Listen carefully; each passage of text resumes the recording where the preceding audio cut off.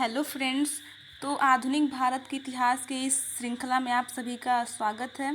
तो आज हम लोग 1857 के स्वतंत्रता आंदोलन से चलते हैं और भारतीय राष्ट्रीय आंदोलन को कंप्लीट कर लेंगे। तो भारत का 1857 का जो स्वतंत्रता आंदोलन था, जिसको कई नामों से जाना जाता है, जैसे हमारे वीडी सावरकर हैं वो प्रथम स्वतंत्रता संग्राम कहते हैं, कुछ लोग केवल सैनिक विद्रोह कहते हैं। तो देखते हैं कि क्या था ये। तो जो 1857 का स्वतंत्रता आंदोलन था, उस समय ब्रिटेन की महारानी विक्टोरिया थी और जो ब्रिटेन के प्राइम मिनिस्टर थे वो पामस्टन थे, और जो उस समय भारत के गवर्नर जनरल थे लॉर्ड कैनिंग थे, और ब्रिटिश सेना के जो मुख्य सेनापति थे जॉर्ज एनिसन थे। ये सारे क्वेश्चन पूछे जाते हैं, तो ध्यान रखिएगा। और भारत के मुगल बादशाह बहादुर शाह द्वितीय, जिनको जफ़र भी कहा जाता है, बहादुर शाह जफ़र, ये थे। अब आंदोलन की शुरुआत कहाँ से हुई? तो आंदोलन की शुरुआत 10 मई 1857 को मेरठ छावनी के भारतीय सैनिकों द्वारा किया गया। इसलिए मेरठ छावनी को क्रांति नगर कहा जाता है। दिल्ली में जो कुछ भी हुआ, प्रसिद्ध शायर मिर्ज़ा गालिब उसके प्रत्यक्षदर्शी थे। मिर्ज़ा गालिब जो कि एक शायर थे, वो प्रत्यक्षदर्शी थे इसके। सैनिकों के विद्रोह का तत्कालिक कारण था राइफल में लगने वाली कारतूस का गाय और सूअर की चर्बी से बने लेप में लिपटा होना। जो राइफल थी, इसमें गाय और सूअर की चर्बी लगी थी, ऐसा कहा गया, ऐसी अफवाह उड़ी। तो उसके बाद से ही जो सैनिक विद्रोह है वो शुरू हुआ था। आंदोलनकारियों का प्रतीक लाल कमल का फूल तथा चपाती था। 1857 के विद्रोह का सरकारी इतिहासकार सुरेंद्रनाथ सेन थे, और उनकी पुस्तक है 1857। ये सरकारी जो इतिहास लिखने वाले हैं सुरेंद्रनाथ सेन, उनकी पुस्तक 1857 है, जिसमें उन्होंने उस क्रांति के बारे में लिखा है। इसका स्वरूप क्या था? 1857 की क्रांति का स्वरूप क्या था? तो अलग अलग लोगों ने, इतिहासकार ने अलग अलग कहा है। जैसे जो सर सैयद अहमद खां है, वह कहते हैं कि यह एक सैनिक विद्रोह था। इन्होंने केवल एक सैनिक विद्रोह बताया है। जेम्स आउटरम यह कहते हैं कि यह हिंदू मुस्लिम षड्यंत्र का परिणाम था, और जो ब्रिटिश संसद के सदस्य बेंजामिन डिज़रायली हैं, ये कहते हैं कि यह सैनिक विद्रोह नहीं अपितु राष्ट्रीय स्वतंत्रता आंदोलन था। बीडी सावरकर अपनी पुस्तक में लिखते हैं, इनकी पुस्तक का नाम है the Indian war of independence 1857। इसके अनुसार यह पूर्ण नियोजित तथा भारत का प्रथम राष्ट्रीय स्वतंत्रता आंदोलन था, ऐसा बीडी सावरकर कहते हैं। तो ये पूछा भी जाता है कि किसने जो है इसे 1857 की क्रांति को किसने प्रथम राष्ट्रीय स्वतंत्रता आंदोलन कहा है? तो बीडी सावरकर ने। आर सी मजूमदार कहते हैं कि यह तथाकथित प्रथम राष्ट्रीय स्वतंत्रता संग्राम, मतलब ये जो जिसको आप लोग सभी लोग राष्ट्रीय स्वतंत्रता संग्राम कह रहे हैं, ये ना तो प्रथम और ना ही राष्ट्रीय और ना ही स्वतंत्रता आंदोलन था, ये आर सी मजूमदार कहते हैं। इसका प्रसार कैसे हुआ, कहाँ से? तो 23 जनवरी 1857 को दमदम के सैनिक नई कारतूस के प्रयोग से इनकार कर दिए, क्योंकि जब से उनको पता चला कि नई कारतूस में गाय और सूअर की चर्बी लगी हुई है, तो इनकार कर दिए। तो 29 मार्च 1857 को 34वीं रेजिमेंट बैरकपुर के वीर सिपाही मंगल पांडे ने नई कारतूस के विरुद्ध में लेफ्टिनेंट बाग की हत्या कर दी, और जो सार्जेंट ह्यूरसन थे उनको घायल कर दिया। तो इसी के लिए लेफ्टिनेंट बाग की हत्या करने और ह्यूरसन को घायल करने के लिए 8 अप्रैल 1857 को मंगल पांडे को फांसी दे दी गई। 1857 के स्वतंत्रता आंदोलन की जो वास्तविक शुरुआत है 10 मई 1857 को यूपी के मेरठ छावनी से हुई, और ये विद्रोही सैनिक अंग्रेज अधिकारियों की हत्या करके गोला बारूद लेकर लूटकर पैदल ही दिल्ली की ओर प्रस्थान कर गए। 11 मई 1857 को अंग्रेजों को पराजित कर दिल्ली पर अधिकार कर लिया। इन विद्रोही सैनिकों ने 12 मई 1857 को बहादुर शाह जफ़र को भारत का सम्राट घोषित किया। दिल्ली का शासन चलाने के लिए बख्त खान की अध्यक्षता में एक परिषद का गठन किया गया। हडसन के नेतृत्व वाली ब्रिटिश सेना ने 20 सितंबर 1857 को दिल्ली पर पुनः अधिकार कर लिया। मतलब ये कि जब 12 मई को दिल्ली पर विजय तो पा लिया सैनिकों ने, और वहाँ पे जो सम्राट है बहादुर शाह जफ़र को बना दिया गया। बख्त खान की अध्यक्षता की एक परिषद बनाई गई, और वहाँ पे जो है बहादुर शाह जफ़र को भारत का सम्राट घोषित कर दिया गया। लेकिन फिर जो है जो अंग्रेज़ थे वो हडसन के नेतृत्व में इन्होंने फिर से दिल्ली पर अधिकार कर लिया। बहादुर शाह जफ़र को हुमायूं के मकबरे में कैद कर लिया गया। बहादुर शाह जफ़र को हुमायूं के मकबरे में कैद कर लिया गया। 1858 में फिर इनको रंगून निर्वासित कर दिया गया और 1862 में वही रंगून में इनकी मृत्यु हो गई। फैज़ाबाद में आंदोलन का नेतृत्व मौलवी अहमदुल्लाह शाह ने किया। ये प्रश्न पूछा जाता है कि कहाँ पे किसने नेतृत्व किया था, तो फैज़ाबाद में मौलवी अहमदुल्लाह ने किया था और सरकार ने उनके ऊपर 50,000 का इनाम घोषित किया था। इन्होंने अंग्रेज़ों के खिलाफ जिहाद की घोषणा की थी। आगे जो लखनऊ है, तो लखनऊ में जो आंदोलन का नेतृत्व था वो बेगम हजरत महल ने किया था और उन्होंने अपने पुत्र गिरजिस कादिर को अवध का नवाब घोषित किया। बाद में बेगम नेपाल चली गई। बेगम हजरत महल को महक परी कहा जाता है।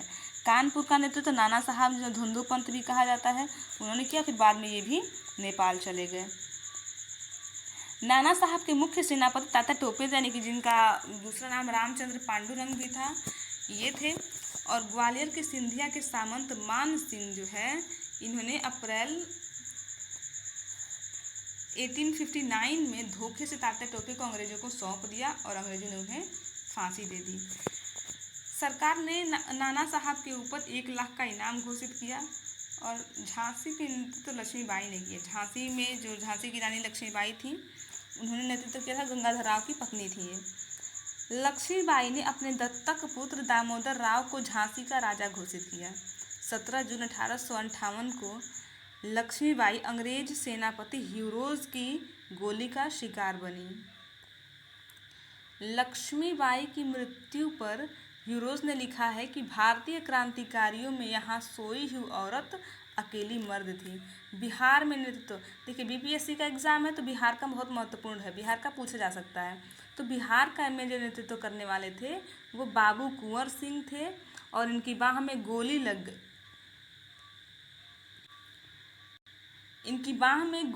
गई। तो इन्होंने अपनी बाह काटकर गंगा जी को अर्पित कर दिया। इलाहाबाद में नेतृत्व लियाकत अली ने किया था। असम में मनीराम ने किया। उड़ीसा में सुरेंद्र शाही और गोरखपुर में गजाधर सेन तथा मथुरा में नेतृत्व जो है देवी सिंह ने किया।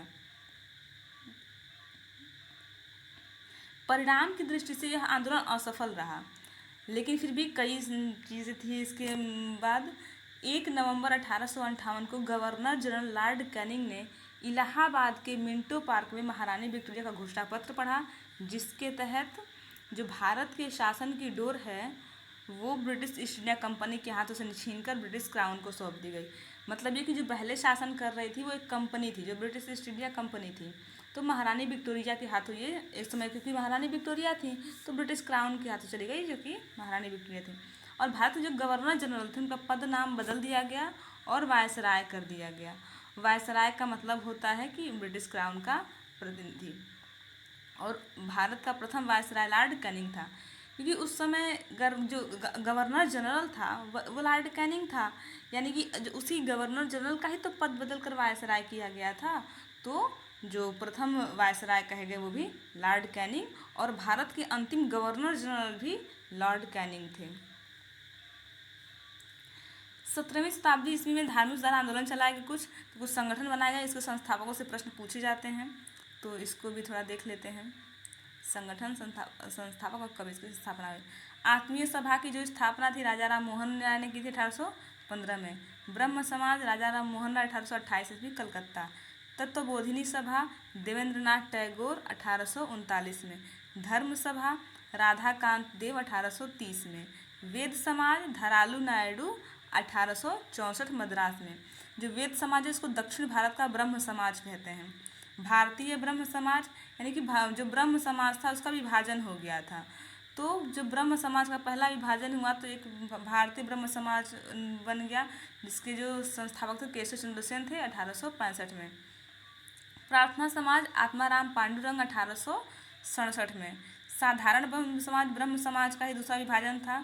साधारण ब्रह्म समाज बन गया आनंद मोहन बोस ने 1878 में। आर्य समाज स्वामी दयानंद सरस्वती 1875 में बम्बई में। थियोसोफिकल सोसाइटी की जो है मैडम ब्लावटस्की और कर्नल अलकॉट ने था। और ये जो है न्यूयॉर्क में 1875 में। इसका अंतर्राष्ट्रीय मुख्यालय जो है अड्यार मद्रास में था। रामकृष्ण मिशन की जो स्थापना है वो स्वामी विवेकानंद ने की थी 1895 में। देवबंद आंदोलन मोहम्मद कासिम ननौतवी और रशीद अहमद गंगोही 1866 में।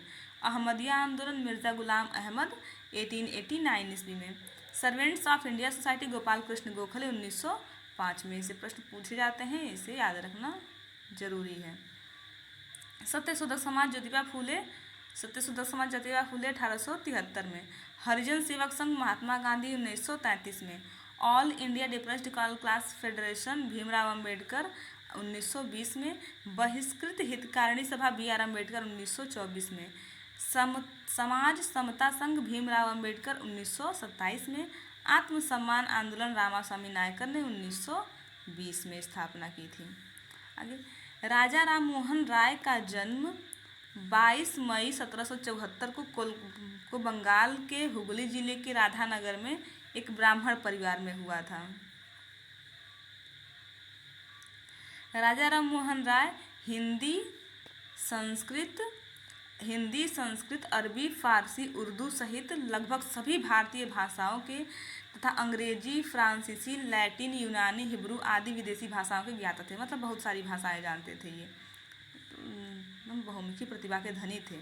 राजा राम मोहन राय को आधुनिक भारत का पिता, पुनर्जागरण का अग्रदूत, सुधार आंदोलनों का प्रवर्तक, नव प्रभात का तारा आदि नामों से संबोधित किया जाता है। तो ये प्रश्न पूछा जाता है कि निम्नलिखित में से पुनर्जागरण के अग्रदूत कौन थे या नव प्रभात का तारा कौन है? तो उसके लिए राजा राम मोहन राय।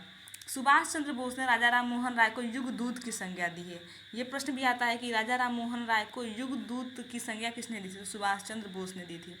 राजा राम मोहन राय के प्रयासों से बंगाल के governor general Lord William Bentinck ने 1829 में नियम 17 के तहत सती प्रथा पर प्रतिबंध लगाया।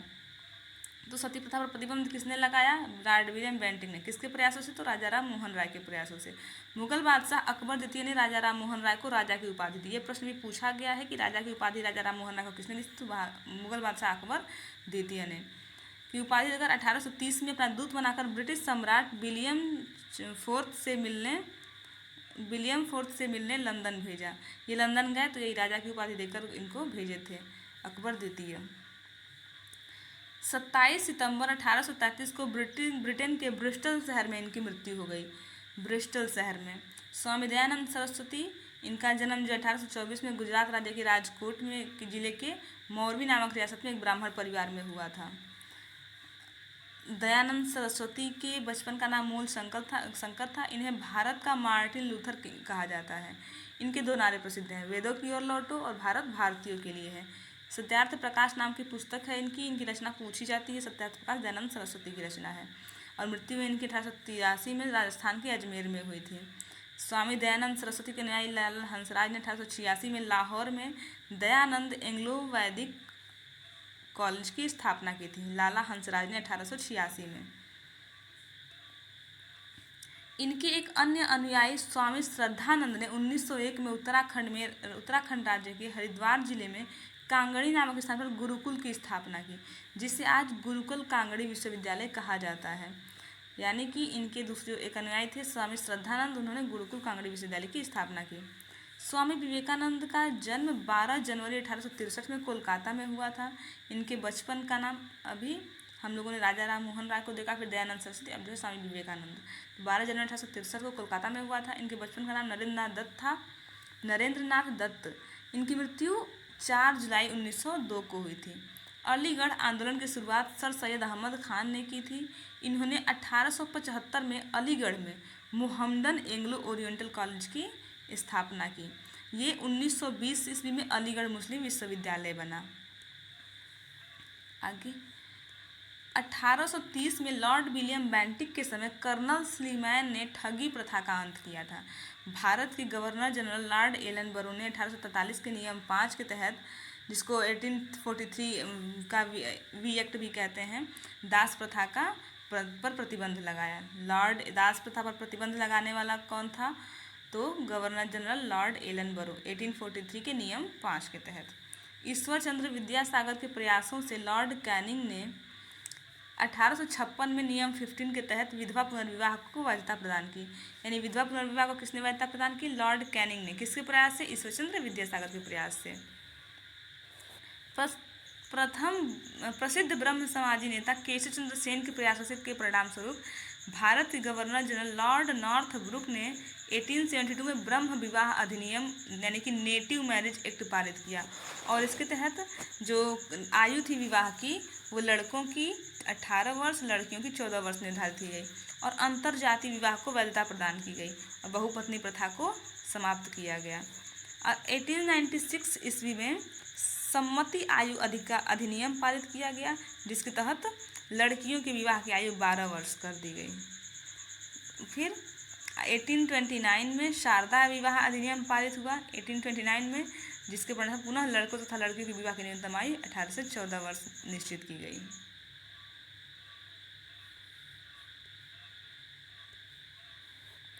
अब भारतीय राष्ट्रीय आंदोलन को 3 चरणों से पढ़ते हैं। प्रथम चरण 1885 से 1905 तक, द्वितीय चरण 1905 से 1919 तक और जो तृतीय चरण था वो 1919 से 1947 तक।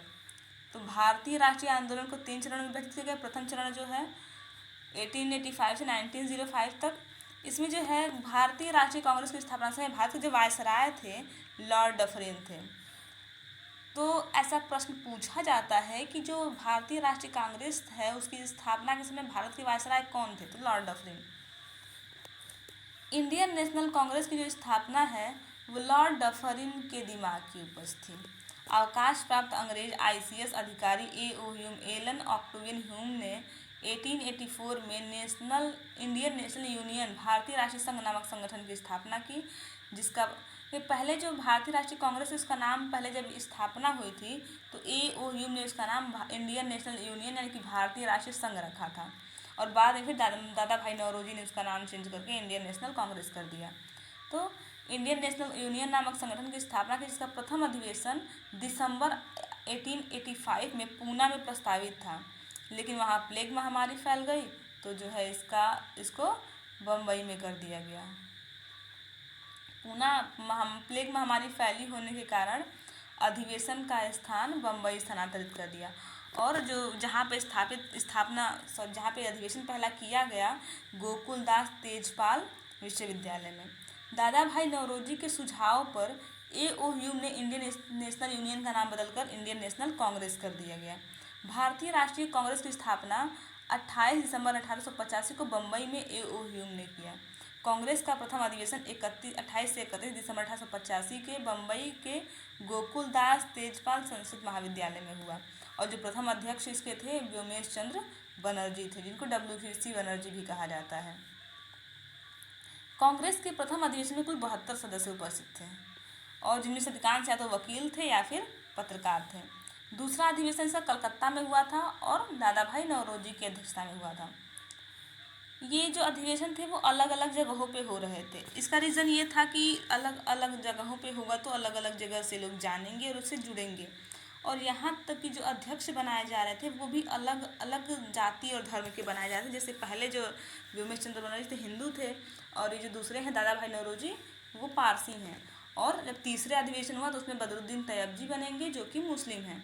तो ऐसे अलग अलग लोगों के ये बनाया जा रहा था जिससे कि लोगों को ये ना लगे ये किसी एक धर्म को या एक जाति को लेकर के है, लोगों को अपनी संस्था लगे, ये अपना संगठन लगे और लोग उससे अधिक संख्या में जुड़े, इसके लिए अलग अलग जगह पे हो रहा था और अलग अलग लोग जो है इसके अध्यक्ष बन रहे थे। तो पहला अधिवेशन जो है इसकी अध्यक्षता व्योमेश चंद्र बनर्जी, दूसरे अधिवेशन की अध्यक्षता बदरुद्दीन तैयबजी और दूसरा अधिवेशन दादा भाई नौरोजी। तीसरा जो अधिवेशन था वो 1887 में मद्रास में हुआ था और बदरुद्दीन तैयबजी ने अध्यक्षता की थी इसकी, जो कांग्रेस के पहले मुस्लिम अध्यक्ष थे। उसके बाद इंडियन नेशनल कांग्रेस का चौथा अधिवेशन 1888 में इलाहाबाद में हुआ और जॉर्ज यूले की अध्यक्षता में हुआ और ये जो है जॉर्ज यूले कांग्रेस के पहले अंग्रेज अध्यक्ष थे और ये अंग्रेज कह लीजिए और ईसाई अध्यक्ष कह लीजिए पहले थे।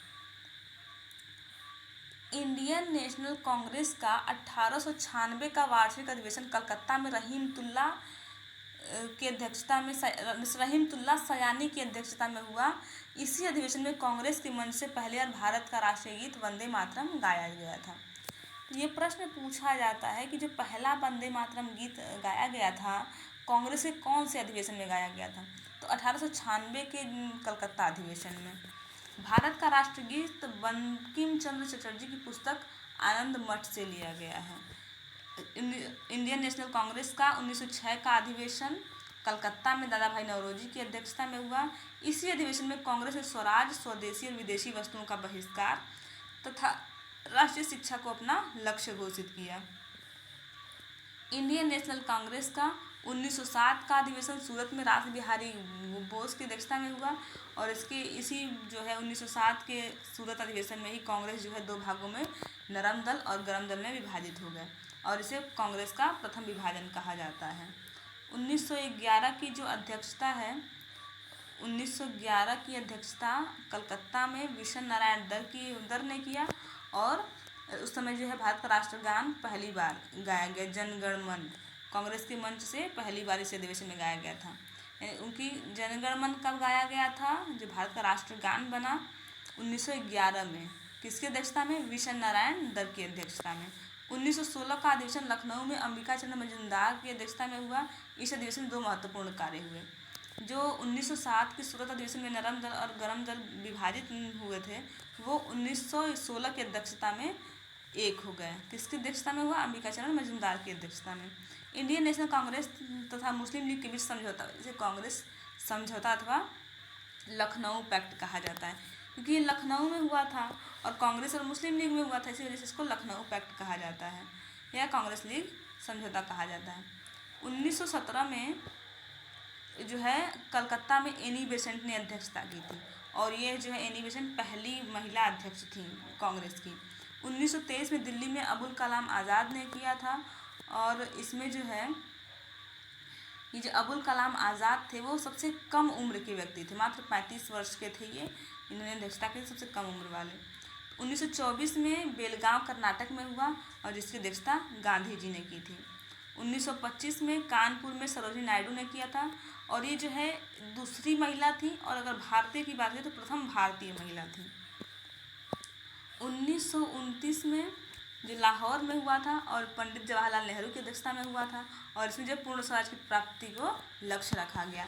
1937 में फैजपुर में हुआ था पंडित नेहरू की अध्यक्षता में और यह पहला अवसर था जब इंडियन नेशनल कांग्रेस का अधिवेशन एक गांव में आयोजित किया गया था। ये जो है जहाँ भी अधिवेशन हुए थे और जो भी लोग थे इससे प्रश्न पूछे जाते हैं, ये बहुत ही ध्यान देके पढ़िएगा क्योंकि इससे प्रश्न आते हैं। 1937 का अधिवेशन फैजपुर में हुआ था नेहरू की अध्यक्षता में और पहली बार गांव में था। 1939 का अधिवेशन त्रिपुरी में हुआ था, मध्य प्रदेश त्रिपुरी में।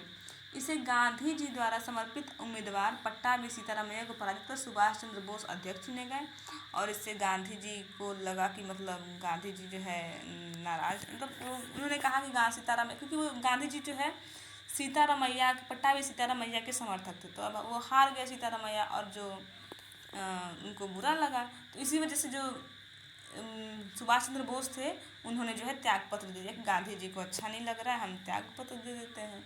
तो इसके बाद जो तब उनकी जगह किसी को तो अध्यक्षता करनी ही थी, तो फिर अगले अध्यक्ष जो है डॉक्टर राजेंद्र प्रसाद बने। 1940 का अधिवेशन रामगढ़ झारखंड में अबुल कलाम आज़ाद की अध्यक्षता में हुआ था। ये स्वतंत्रता से पूर्व सर्वाधिक लंबे समय तक रहे थे। अबुल कलाम आज़ाद सबसे स्वतंत्रता से पूर्व काफ़ी लंबे समय तक रहे थे, 1945 तक अध्यक्ष रहे थे।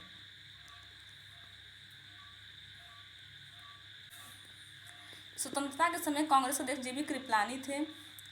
जेबी कृपलानी स्वतंत्रता के समय। बाल गंगाधर तिलक कभी भी इंडियन नेशनल कांग्रेस के अध्यक्ष नहीं बने।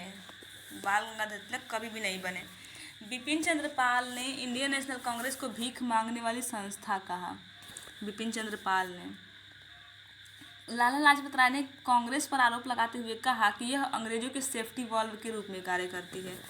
कहने का मतलब ये कि जो जैसे 1857 की जो क्रांति हुई थी उसके बाद दोबारा ऐसी कोई क्रांति न हो, तो यह अंग्रेजों के लिए एक सेफ्टी वॉल्व की तरह है कि जो भी चीज़ें हैं कांग्रेस रहेगी तो आराम से इसकी मांग करेगी, तो क्रांति नहीं करेगी ऐसे जैसे क्रांति हुई थी 1857 की। भारतीय राष्ट्रीय आंदोलन के प्रथम चरण को उदारवादी, नरमपंथी तथा राजनीतिक भिक्षावृत्ति का चरण कहा जाता है।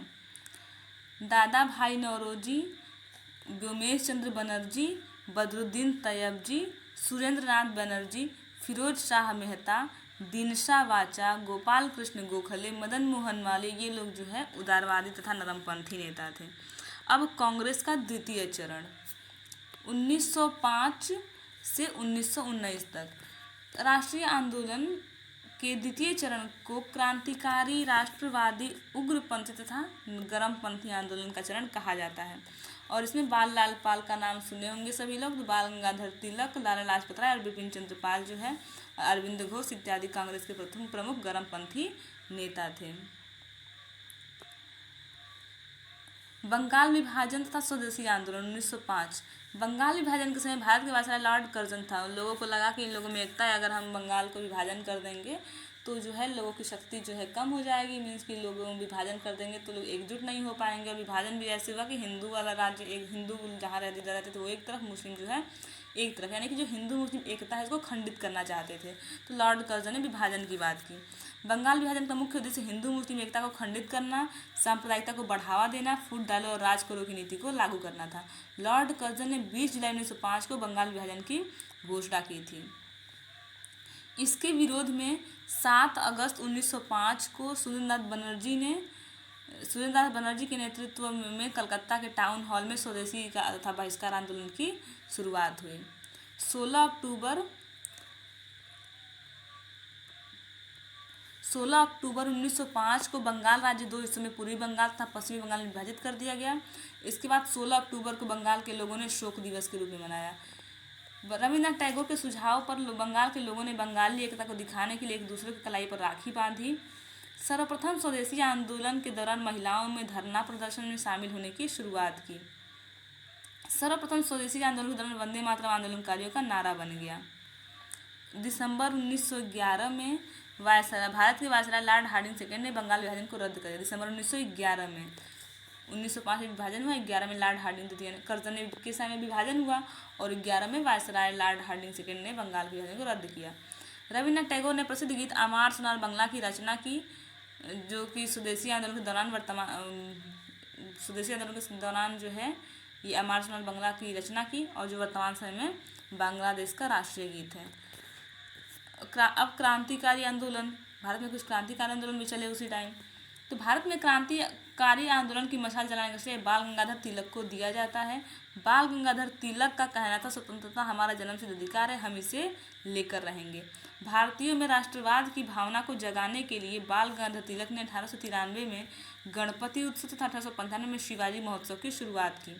तिलक ने 1896-97 के दौरान महाराष्ट्र में लगान अदा न करो का आंदोलन चलाया। इस आंदोलन के सफल नेतृत्व के कारण तिलक को महाराष्ट्र के लोगों ने लोकमान्य की उपाधि दी। तिलक ने राजद्रोह की सजा के तहत 1908 से 14 तक मांडले जेल में बिताया। मांडले जेल में रहते हुए तिलक ने प्रसिद्ध पुस्तक गीता रहस्य लिखी। तो प्रश्न आता है, गीता रहस्य पुस्तक की रचना किसने की? तिलक ने, बाल गंगाधर तिलक ने। क्रांतिकारियों द्वारा पहली हत्या 1897 में चापेकर बंधुओं ने, यानी कि दो भाई थे, दामोदर चापेकर और बालकृष्ण चापेकर, पुणे के plague commissioner lord Amherst की। वीर क्रांतिकारी बी.डी. सावरकर ने 1899 में क्रांतिकारी संगठन मित्र मेला 1904 में तथा अभिनव भारत संघ की स्थापना की। प्रश्न आता है कि अभिनव भारत संघ की स्थापना कब और किसने की? तो 1904 में की, बी.डी. सावरकर ने की। मित्र मेला, क्रांतिकारी संगठन मित्र मेला भी बी.डी. सावरकर ने।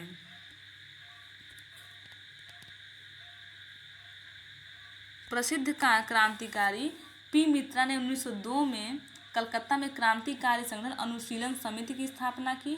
इस संगठन का नारा था खून के बदले खून। वीर क्रांतिकारी श्यामजी कृष्ण वर्मा ने 1905 में लंदन में क्रांतिकारी संगठन इंडिया होम रूल सोसाइटी की स्थापना की। इस संगठन के वीर क्रांतिकारी मदन लाल ढींगरा ने 1909 में लंदन में भारत सचिव के मुख्य सलाहकार कर्जन वायली की गोली मारकर हत्या कर दी और इसके लिए ढींगरा को फांसी दे दी गई। प्रसिद्ध क्रांतिकारी रास बिहारी बोस ने कलकत्ता से दिल्ली राजधानी परिवर्तन के समय दिसंबर 1912 में भारत के वायसराय लॉर्ड हार्डिंग द्वितीय की बग्घी पर बम फेंका, निशाना चूक गया, रास बिहारी बोस जापान भाग गए। प्रसिद्ध क्रांतिकारी लाला हरदयाल ने 1913 में अमेरिका के सैन फ्रांसिस्को शहर में गदर पार्टी की स्थापना की। राजा महेंद्र प्रताप सिंह ने 1915 में जर्मनी के सहयोग से अफगानिस्तान के काबुल में अंतरिम भारत सरकार की स्थापना की और जिसके प्रधानमंत्री बरकतुल्ला थे। मैडम भीकाजी कामा को भारतीय क्रांतिकारियों की माता कहा जाता है। तो ये जो है हमारा भारतीय राष्ट्रीय आंदोलन का चैप्टर समाप्त हो गया। ये एक वीडियो में पूरा राष्ट्रीय आंदोलन हमने समाप्त कर लिया है और अब जो है ये एग्ज़ाम के लास्ट टाइम में रिवीजन करने के लिए बहुत सही है और इसका रिवीजन कर लीजिएगा। कोई भी क्वेश्चन हो, कोई भी समस्या हो बीपीएससी के को लेकर या किसी भी एग्ज़ाम को लेकर, तो आप लोग उस कमेंट सेक्शन में पूछ सकते हैं। और अगर वीडियो हेल्पफुल लगे तो please like, subscribe and share करें। Thank you.